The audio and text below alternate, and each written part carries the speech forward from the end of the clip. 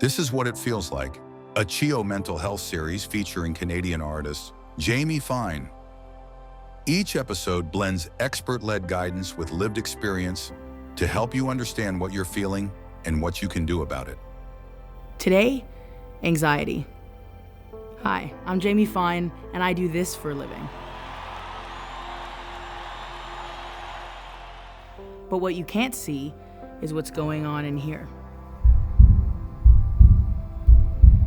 I also live with anxiety, and I'm going to talk to you about it right here at school in my hometown of Ottawa, where I discovered so much about myself. This series is a collaboration with CHEO, a pediatric health center with a ton of mental health expertise. Together, we're going to give you some information and some tips that we hope will help you.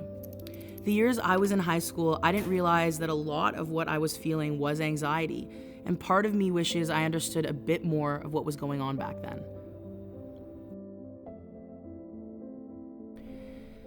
At 14 or 16, I just thought I was maybe a little weird, maybe a little different. I accepted that I would probably have to constantly be a chameleon, changing who I was depending on who I was with. I always felt like I was maybe a bit too loud, taking up a bit too much space in a room. But the truth was, I was dealing with so much anxiety and I didn't even know it. Anxiety is so much more common than you think. Everyone feels it, especially in a place like this, worrying about tests or fitting in, managing relationships with friends, juggling school and anything else that interests you, especially if you feel like you don't have control over the outcome of any of it. But mostly, trying to figure out who you even are. Meet one of CHEO's experts who truly understands what this feels like. Hi, I'm Janice Cohen, clinical psychologist. I talk with kids and teens every day about anxiety. Let's talk about how anxiety can show up, because it's not always obvious. You might feel nervous, muscle tension, or have trouble sleeping. You might get headaches or stomach aches you can't explain. You could feel irritable, low energy, or find it hard to focus. You might be avoiding something that seems scary. It's not just about one or two of these things, it's about how often they happen and how much they get in the way of your life. If they're stopping you from doing what you need to do, like going to class, seeing friends, or even just getting out of bed, it could be more than everyday stress. It could be an anxiety disorder. I knew I was feeling all those things, but I didn't understand why. It just felt like I was constantly bracing for something bad. It was always there. And instead of facing it, I kept running from it. And here's the thing. Avoiding what makes you anxious might work for a little while, but in the long run, it can make things worse. It can lead to feeling isolated, uncertain, and stuck. Understanding what's going on is a powerful first step. I started finding outlets that actually made me feel better.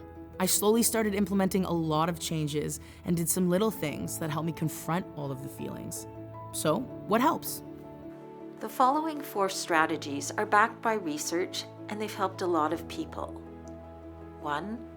Avoid avoiding. Start small. Do one thing that makes you nervous. Answer a message, start a task. The more you face your fears, the smaller they feel. To get you going, say 1, 2, 3, go in your head. Just jump in and do one scary thing every day, big or small. It can help you build confidence. 2, think realistically. Get all of the information. Is the thing you're worrying about actually scary? Or are you letting the fear take over? Ask yourself, what's real here? What are the facts? What's just fear talking? This helps you respond with clarity instead of panic. 3, calm your body.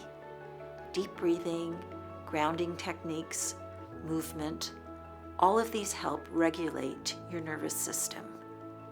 And practice breathing when you're calm, so it feels like instinct when you're stressed.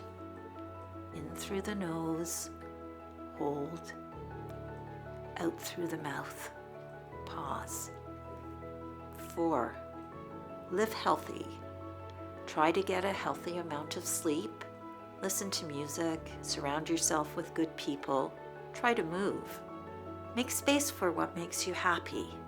That part matters more than you think. All of these things helped me then, and they still help me now. It always shocks me how much a simple walk helps me calm down, and I still have to remind myself to breathe. I spent so many years letting anxiety control every day of my life. Some days, honestly, and all these years later, it still tries to. But I've learned how to work with my anxiety, not run from it or hide from it. If any of this sounds like you, and if you feel like you don't even know where to start to try and feel any kind of better, I want you to know you're not alone, you're not broken, and anxiety is not who you are. To learn more, see the recommended resources in the description below, and maybe you want to share this video with a friend.